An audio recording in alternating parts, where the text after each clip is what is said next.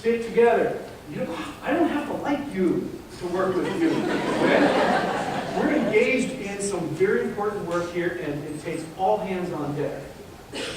You're more messed up than I am. I know that as a fact. So this is a little part of my story. This is what we call the Death Star. It's not finished, but it's fully functional. This is a distribution center at a small little produce co-op that I belong to. Maybe you guys have heard of, called Organic Valley.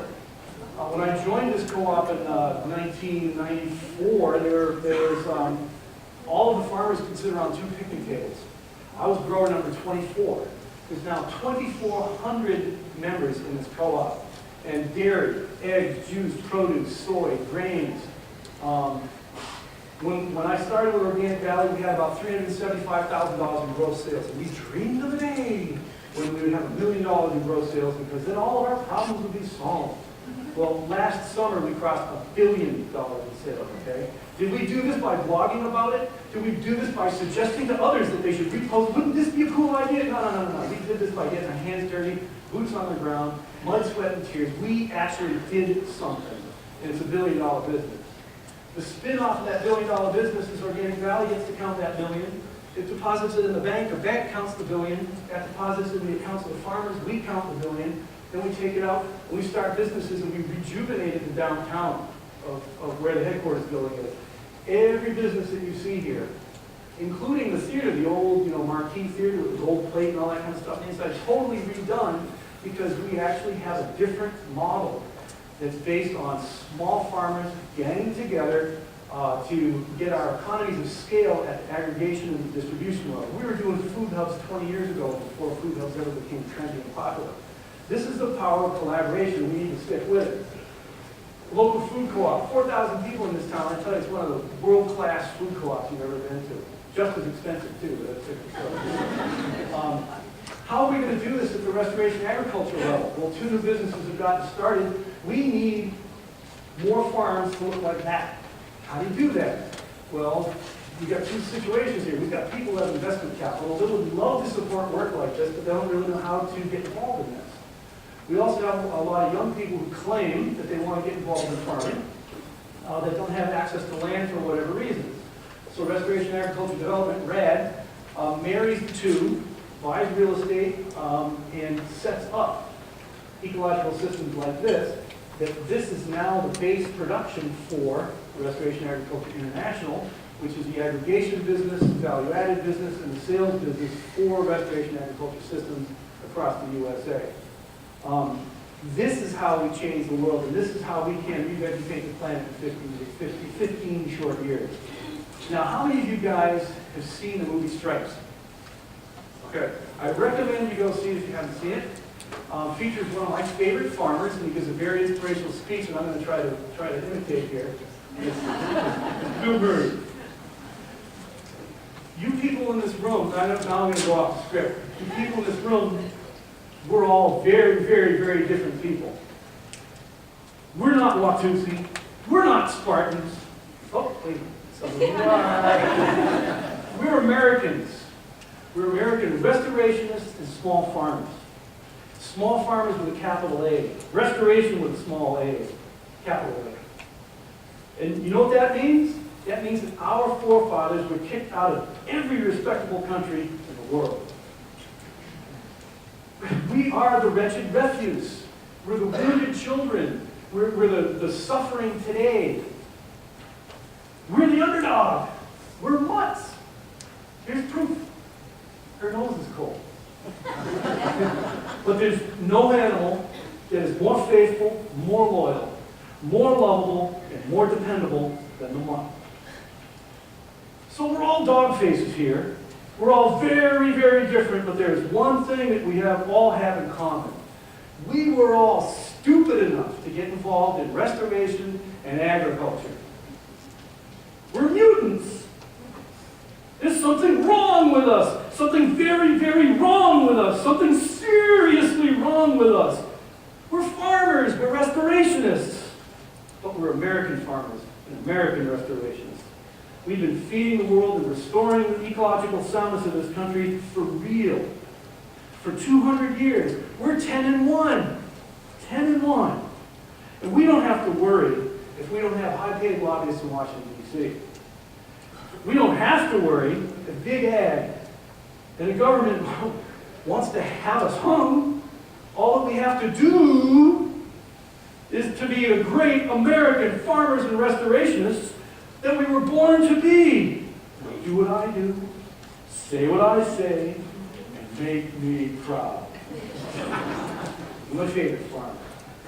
So your restoration journey, your agriculture journey, is your personal journey. This is your personal development journey. What we're all doing is our personal development. And our personal journey is the same thing. It is the journey of the planet. It was born in a somewhat of a paradise state before there was memory. Then there was a massive fall from grace, and our whole entire culture has destroyed the planet wherever it's gone. Now there is a seeking and a yearning by us to go back to some sort of wholeness. It's the wholeness that you seek in your heart, and it's the wholeness that we seek on the planet. And when we heal one, we heal the other. And so we're going to heal both. We've all lived through childhood pain and trauma. We're all less adequate than we know we can be. We all screw up every once in a while, some of us more than others. And we do some really stupid and destructive things. And yet we all earnestly desire to be accepted, to be loved, and to feel that our life has some sort of purpose and some sort of value. We're so messed up that we know that the future of our individual lives and the future of this planet, it looks like it's uphill in all directions. It's all tunnel and no light. Are there any glimmering optimists out there? We got a rough road ahead of us, folks. Unless you've been living under a rock, there's some big doo-doo going on in the world, and it's going to take us to turn it around. So how will we develop a personal resilience? We talked a little bit about building the ecological resilience that we need. How do we develop a personal resilience? To face reality and to do what we have to do. You and I are being called to do what others think is impossible. They tell us it's the environment or the economy. We say no, it's an environmental economy or an economic environment. It's one and the same. How do we find the strength to endure the long days, the sweat, the dirt, the heat, the cold, the wet, chapped lips, sunburn, cracked skin, aching muscles, despair, loneliness? How can we endure the drama of family, children, strained relationships, aging parents, injuries, illness, the passing of friends, and lack of sleep? She's taking care of that right now. We're going to have to do that through the world-changing power of love. And by the power of love, I'm not merely referring to a nice little sentiment, pat you on the head, oh, I love you, it feels good. I'm not talking just about romantic love. I'm talking about the power that pulses through the entire universe like a lightning strike to the middle of the forehead, like the screams of a woman in childbirth who loves her child like a tiger defending her young. And it relates to the first law of thermodynamics, believe it or not. First law of thermodynamics, kind of in summary, states that the energy in a system can neither be created nor destroyed. It can only be transformed from one form to another. So, interestingly, most of the world's religions have discovered this years and years ago. It's our turn now to take it into the modern age and spin it differently. The first law of thermodynamics is not just a theory, or maybe it is. It's not a philosophy, it's not a religion. It's something that has been proven over and over and over again with mathematical proofs and peer-reviewed papers. As far as we know, that's one of the truest truths that we've discovered on this planet yet. The energy can be neither created nor destroyed, only transformed. Transformed. So it is a literal truth to say that the way you think, the way you feel, the way you live your life resonates eternally through everything, everywhere. So it follows that a life lived with the intention on love is a life well spent. Because that love, that positive energy goes on forever, and it transforms everything it bumps into.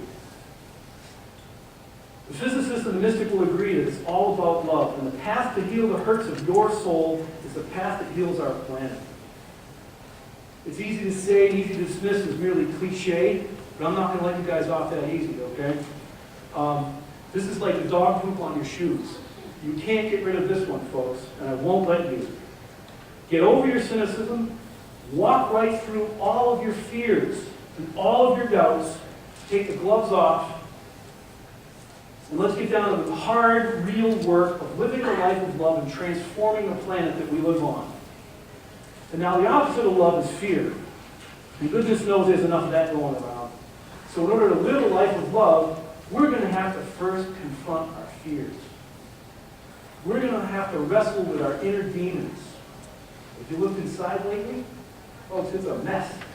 It's a complicated maze of machinery, memories, pain, and yet we remember this unbelievable beauty. Unbelievable beauty. See, the thing is, when it comes to the path of love, you are the only one standing in your own way.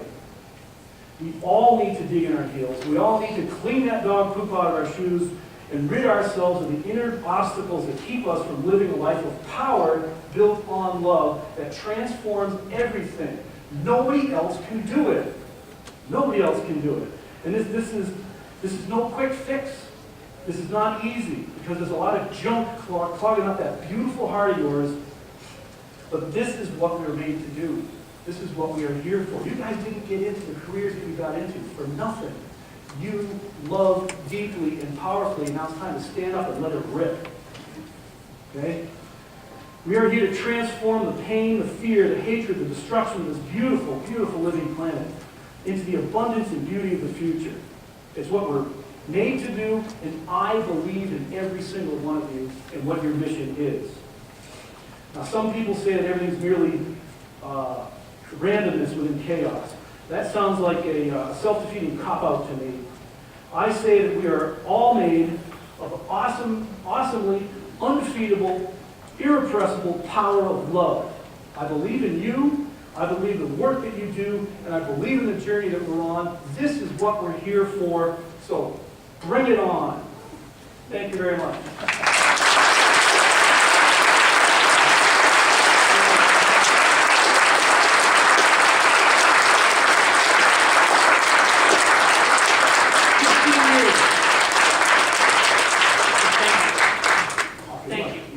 Thank you. It's amazing that you are not the first person who has come here as a keynote and talked about how important love is to do this work. And it's the love not only of our own selves, of the planet, but each other in the work that we do. So thank you. And sure to pay, huh? Exactly. Questions? Time for questions? Thoughts? Yeah, let me bring you the mic and Dave can grab the other one.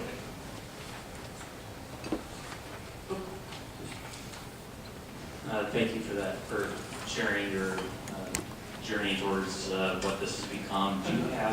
You mentioned some people that got out there and laid down some transects, did some scientific study of the biota there. Do you have that available in any form? Has any of that been published? The original data, if you remember, if you had college time, undergrad work doesn't really count. It's a paper that you shoved up on your shelf or filed way deep in your computer. It's not real yet. But the students who gathered that are now PhD candidates at University of Illinois Urbana. And one of them, well actually both of them did, they founded what's called the Woody Perennial Polyculture research site. Started with an 8-acre parcel where we set up an imitation of that model, that place where you saw that pig, right, that single pig. We chose the exact number of species that they actually observed on the ground and planted that as an alley cropping system, as a baseline, not because it's the best or whatever, but this is where we're going to start and then see where we go with the polycultures. Because polycultures are the way that nature rolls, and the total site yield of any site is determined by the number of species, not necessarily by compatibility within species. If you have 100 species, you're going to have more total site yield than if you have 5. So they started Woody Perennial Polyculture Research Center. Then they helped to form what's called the Savannah Institute. And the Savannah Institute does the off-campus case study program. I think they have 30 or 40 farms now that are doing that baseline model, which is actually the baseline model that's written about in my book. I said that this, if you have these many plants, it will produce this much calories, this much nutrition. That's where that came from. And so those two organizations right there, the Woody Perennial Polyculture and the Savannah Institute. And they all collaborate real closely with the University of Missouri-Columbia Center for Agroforestry. Yeah, University of Missouri-Columbia Center for Agroforestry and Natural Resource Management. Mizzou. And so what's happening is this is now propagating out with various different case studies doing the standard model and where it has to go. They've already played with mathematicians. Think about this. One of the reasons why the Savannah produces so much more mammal biomass is that it's got this three-dimensional structure. Closed canopy forest is green up here, very little underneath. There may be more total biomass in the form of trees, but less total productivity than if you've got 100 feet of green from all the way up here all the way down to the grass. What is the canopy structure that will, starting at year 0 when it's a square, that will now increase the total photosynthesis going on the site? Mathematicians have modeled some of that, but now we have to figure out, can we do that on the ground? Can we make it pay? Can we design systems so that we actually make it function? And then of course, there's markets, there's harvesting. Most of our farm is designed to be hand harvested, but then half of it at least is designed specifically for machine harvest. All the widths between rows of trees is based on the harvest equipment for whatever the trees are on either side. So there's a lot of work that needs to be done, and if you want to pick that up and run with it, contact those organizations and let's get it on. Questions? Are we supposed to like have a question and answer session? Did I actually end early or something? Yeah, no. Here's, you know what happened? I screwed up. How many of you realize that? I did. Okay, no, that. I wasn't supposed to start till 9:45. Used to go to the I don't know what I was thinking. I don't know if I was on our last year's schedule, so my apologies for that. And I'm sure that I caused a lot of confusion as you all were going, and especially for you. Whatever. Exactly. And yes, we were supposed to have a question and answer. Okay. So you just kind of touched on this, but how do you think universities and other organizations that are represented in this room can help this cause and make it more widespread? What I would like to do is have you guys contact the WPP at Urbana and collaborate with them. Kevin Wolz, W-O-L-Z, is the lead researcher on that. He's hitting the grant money right now because everything else isn't working. And so they're like, well, let's just give this a shot. The kid's, dynamic, he's young, let him go. There's also several different colleges and universities that are starting to tie it into their curriculum. The one that I know that has the first semester-length courses in restoration agriculture was Sterling College in Northeast Vermont. Brandon Bless is the guy to contact there. And then a couple other universities, University of Wisconsin, Green Bay, is using his curriculum. Now, don't get me wrong, that book was written from a 6th grade level. I know that because I wrote it. Couldn't get much higher than that. But I did it intentionally to be very practical, very reasonable, and take ecological concepts instead of mathematically describing them to someone who's actually going to be able to put it in the ground. So to collaborate, and I think that what is needed is more research plots of not just the standard model that we started with, other different models. Because who knows what combination of, quote unquote, native vegetation, natively evolved adaptive vegetation will actually produce the highest food yields and income for a farmer in Michigan. We don't know.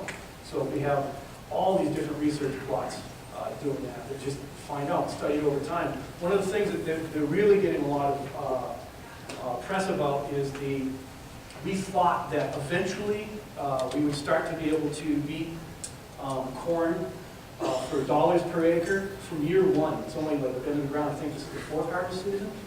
Every single year, more dollars per acre out of the polyculture system than out of corn. So if you're just a farmer, and you all of a sudden say, I'm after dollars per acre, and make this investment from year 1, I'm making more dollars per acre, and with less work. It's a perennial system. We've noticed huge fuel savings, at least 40–50% less fuel than in the early years, because what does it take? Let the animals doing most of the mechanical work for us. We don't till up a lot of ground. We're only growing a couple, 3 acres of annual crops anyways. So connect with WPP, Savannah Institute, University of Missouri-Columbia, Sterling College, whoever it is at Green Bay, I don't know who that is. Who's got the mic next? I do. Who's I? Where are you? This is something I've been interested in. I've been attempting on a small scale for a few years. I have a lot of questions, but I think the one that I want to ask just for everybody in this room is, you mentioned, been thinking of Savannah and the biodiversity of Savannah and back. Has there been any results, anecdotally at least, of bird life, all the creatures and things in Savannah? So How this functions ecological, I guess, Yeah. compared to a restored or intact oak Savannah. So then now what you're gonna have to do is you're gonna set up a comparative analysis research. But as far as bird life, there's three different authors that have wrote about this farm in their books, saying that they've been all around the world and never have they anywhere heard so many different birds. There was what do they call bird people, ornithologists? An ornithologist from University of Wisconsin, Madison, came out. He walked from here along this little farm path up to here and about there, less than half a mile linear. And he counted, it was during the migration, so we had extra birds around, 125 different species of birds. I didn't even know there was that many in North America. 125 by sound. Northern shrikes, loggerhead shrikes, the birds have just been incredible. Then I do believe it was on the tour that Jacqueline was on. We were walking out here, and all of a sudden this one guy goes, stop, everybody stop. Here's an XYZ PDQ milkweed. There's only like 13 left on the planet. You got to protect this. I'm like, that? Okay, yeah, whatever. He says, no, stand back, don't hurt it, whatever. How did you get this established? I said, well, let's see. Last year we did this, the year before we did that, and like 10 years ago with pumpkins. Where'd you get the seed? I was like, I didn't do anything to it. And then he says, well, how did you get it? Because we need to know how you got it. So he and this other guy, Peter Allen, who has Mastodon Valley Farms, he's a Savannah PhD candidate. They tried to figure out what was my management practice that got this established, and I went through like as many of 20 years worth of history that I could possibly come up with. And eventually it was Peter who came back to me and says, Mark, it's randomness. Randomness has a lot to do with these Savannah plants showing up. So there's oodles of these different things showing up. I don't even know what half of them are, and you never know where they're going to show up. Or obviously the drier sites. So this is a drier site. The drier sites have the more xeric plants and so on. So yeah, anecdotally only they've shown up. Oh, there it goes. Over here. I have a question, a little bit more about your rationale. For example, your chicken example, I think highlights my point. Your first 2 years, you lost 90% of your flock, and it wasn't until year 3 where you saved a handful more, and then year 4 where it was obviously successful. So how do you make those decisions? 4 years is a long time to wait. For most people, obviously for an ecosystem, it's sort of a different standard, but how do you decide which risks to continue doing and which concepts to kind of put your faith in? Right. Well, one of the things with the livestock is animals are a critical part of savanna functioning. And so we don't want to create a savanna that's a model to look at. We want to actually have all the different animals that are kind of present to it. With chickens, you think about it, it's really relatively cheap. If you have your own laying flock, which we did, and you got a friend with an incubator, you go hatch out 1,000 eggs, what did it really cost me electricity to run the incubator for a month? That was pretty easy. So for me, the cost was nothing. And then when you take these little baby chicks and you go like that, what was the cost of doing that? Nothing. And what was the cost of ignoring them? Very low. What was the risk? 90% of them went. So what? Look, we got chickens. And then we go catch them out of the trees in the fall. Other things, other species, let's take honey locusts. I wanted to include honey locusts in the system because I want giraffes and elephants to have something to eat when I can breed back to giraffes and elephants. Well, they didn't put out.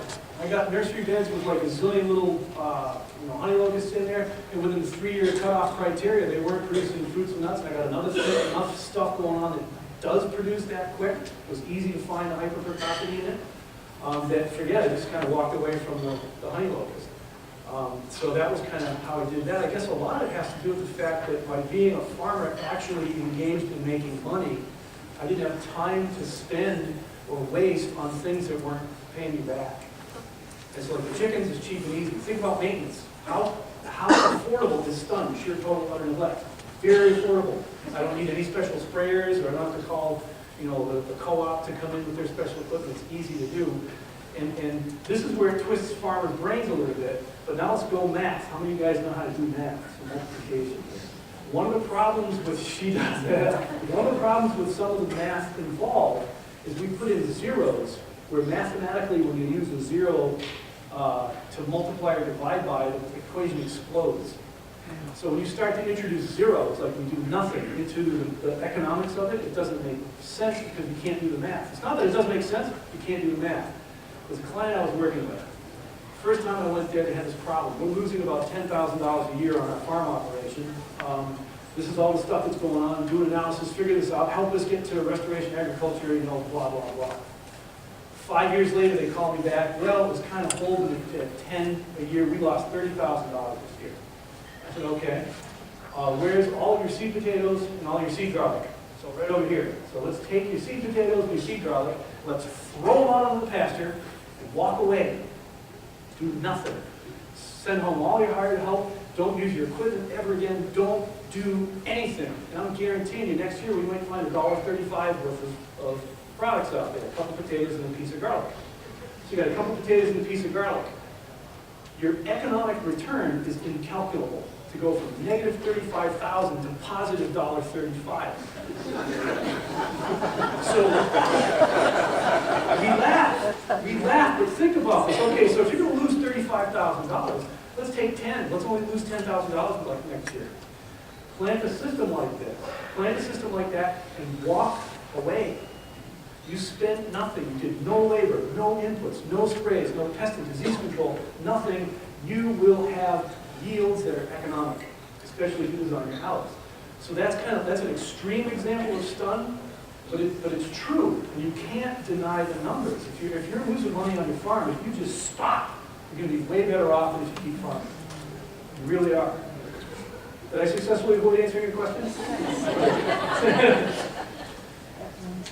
I want to thank you, first of all, for your very embracing, affirmative, holistic view, Mark. And I wanted to offer a resource that I just discovered and teach at North Central Michigan College. And it's great, I think, for anybody at college that's fighting this frontline battle for holistic visioning and interdisciplinary thought. It's a textbook. It's the first textbook I've seen.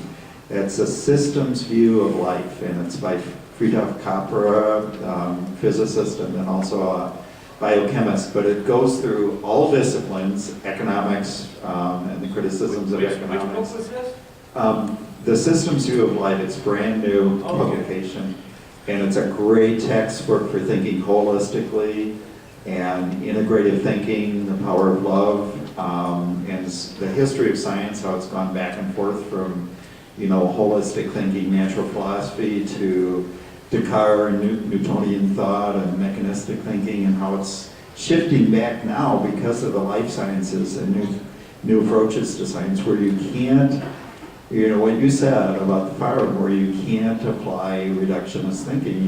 You do general principles, overall approaches to sustainable agriculture restoration of the planet, and things happen. Life emerges, self-organizing systems that are healthy, and the book affirms that. For those of you that need support for your intuition and that comes from actually the cutting-edge sciences today for holistic thinking, it's really fun. And may I interrupt kind of quickly too? Sure. Is what I am not, I don't advocate a swinging from this massive reductionist back to, a holistic, purple hanky, warm fuzzy thing. I think what we've done is the human race has developed both of these modalities and technologies through the years. Our job and our role as the humans of who we are now is to integrate both. We're going to use both methodologies, and here's my example again. Let's go back to the mathematical example. Everybody right now, do the mathematical process, 3 plus 5. Be aware, where did you experience that in your body? 3 plus 5. Now, do the mathematical equation 7 minus 2. Where did that occur in your body? Okay. Now, think about the person or the animal, whatever, that you love the most, and feel this love flowing through you. Did that occur in the same location in your body as 3 plus 5? No. 3 plus 5 is an abstract, critical thinking that occurred somewhere different than where love and or emotion occurred. So now when you think about, I'm going to have to buy a farm for $500,000 and 10% interest, amortized over 40 years, monthly payments are this much money. If you get anxious and nervous and tense inside, you brought the wrong tool to the table. Those are called emotions, and they don't belong in the mathematical part of it. Let's think clearly, rationally, reductionistically, and holistically, and let's inform our decisions with feelings that have been thought about. So we're going to use both as tools, and they're radically different tools. So I'm not one of the others. We need to use them both. So I did successfully answer your question. No, that's great. I appreciate that comment. Thank you for your presentation. When you were talking about the silvopastoral parts of it, and showing the nice cows and cowies, which I think is the official Wisconsin technical term,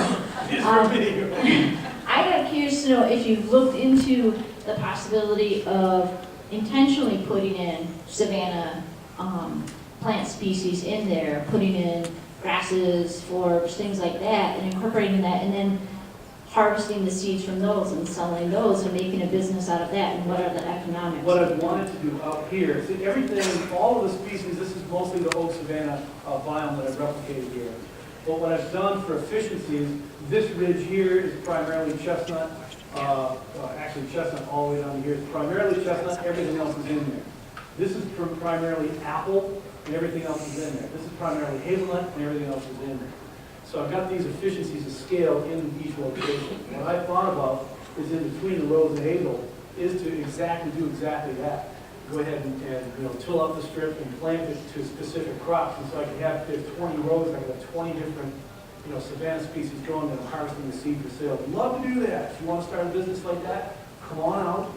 And that's your business now. You're running and making the seeds. So I'd love to do that. And then with the burning, there's in Maine, blueberry growers robust blueberry, and some of the things that they'll use is like a dragon flame weeder, which has the jets pointing straight down. Some guys that I've seen, they'll do the flame weeder and they're rolling like a big, huge cylinder full of water for weight. So they're burning it and snuffing it all at the same time. And so what I'd like to do is to start doing strip burning through here, and just go through, do some spring ones, some late falls, midsummer, just kind of toss it up. So I'd like to do that as well. And if I was producing those plants, we'd have to figure out what fire regime they like and treat them differently and so on. That would be, because that's the perfect one. This is a walk-away farm. I can walk away from this place and it's going to be highly productive. Basically, forever?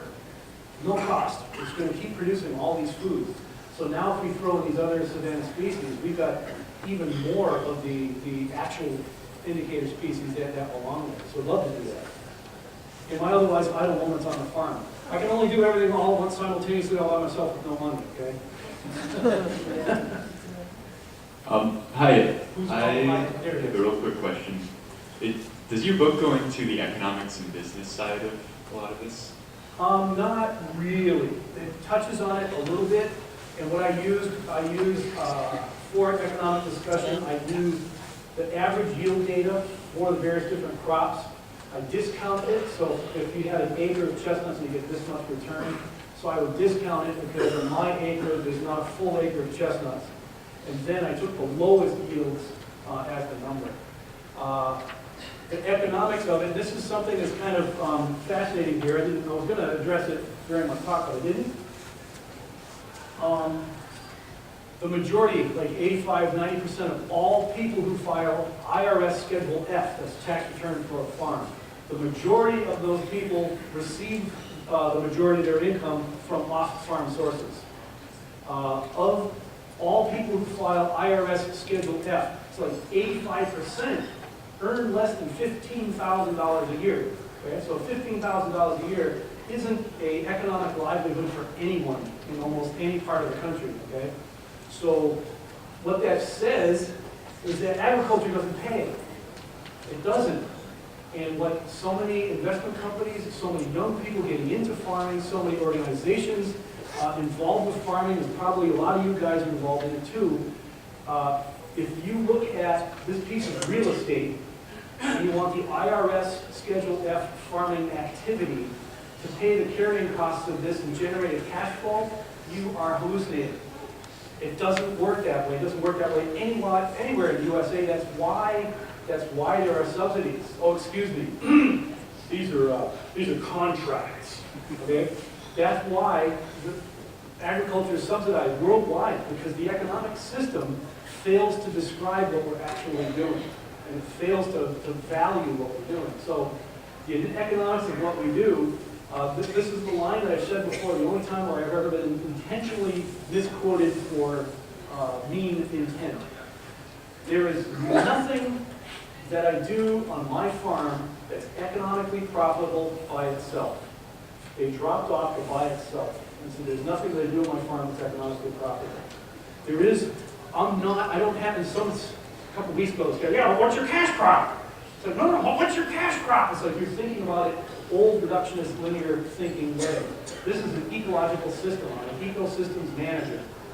And if I want to make $100,000 in a year, I've got to have 100 enterprises that bring me $1,000, or 50 enterprises that bring me $2,000, and so on, and play with the math that way. There's not any one thing that will pay the bills by itself.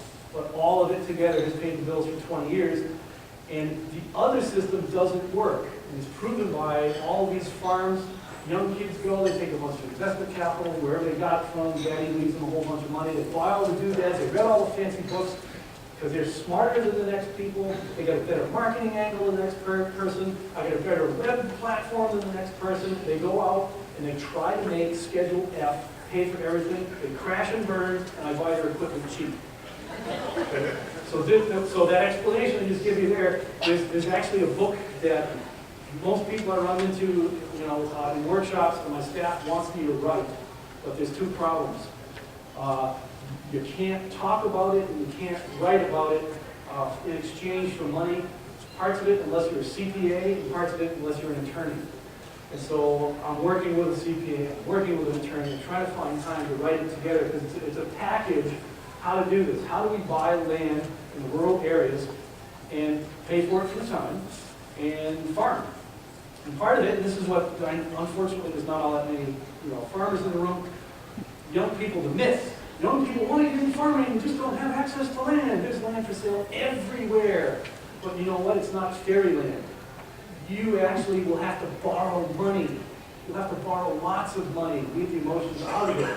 And you're going to have to figure out to play the mathematics game to make those numbers work and leave the land like this, paid for, free and clear in your swath. So when all of a sudden, like RAD, we have a lot easier time finding investors that say, yeah, I'll buy a piece of land as a passive investment, and I'm just investing in the asset appreciation through the years. I'm fine with that. And you go out to all these crowds, all these young people that want to get into farming and say, okay, here's 300 acres, go. You got to pay your own land. You got to produce your own food, somehow get income, you got to pay the taxes, you got to pay for livestock, repair this, that, and other thing, and run.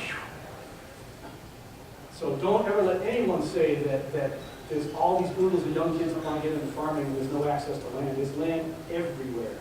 And it's available, but it's available at the rules that this system works by. So do I have any numbers on that? I've earned everywhere from $300,000 down to $139. So on average, that's pretty good. It's like 50 below zero in the wintertime and 116 in the summer. On average, it's pretty nice. So we have time for one last question here. I wanted to find out the methods that you use to figure out how to use the water, either the aggregation or did you use some type of, I don't know, rain barrels, or how did you decide or was there a slope? I started with what's called keyline design.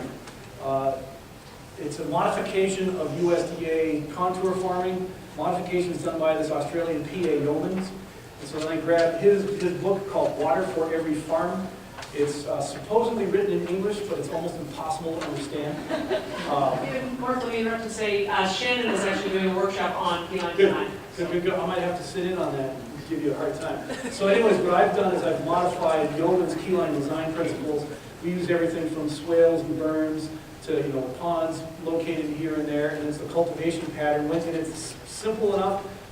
This part of your body right here represents a key point where it's no longer head walls. It's now the point of deposition where it kind of starts to be a valley floor. Actually, look at your fingers. Here we go. Shannon, you'll use this in your workshops. You're going to use the handscape in your workshop? All right, so if you look at your left hand, make a fist from your index finger knuckle to your pinky finger knuckle. That's the main ridge line. Coming on the main ridge, there's hills and saddles, hills and saddles. Coming off the hills are primary ridges. Coming off the saddles are primary valleys.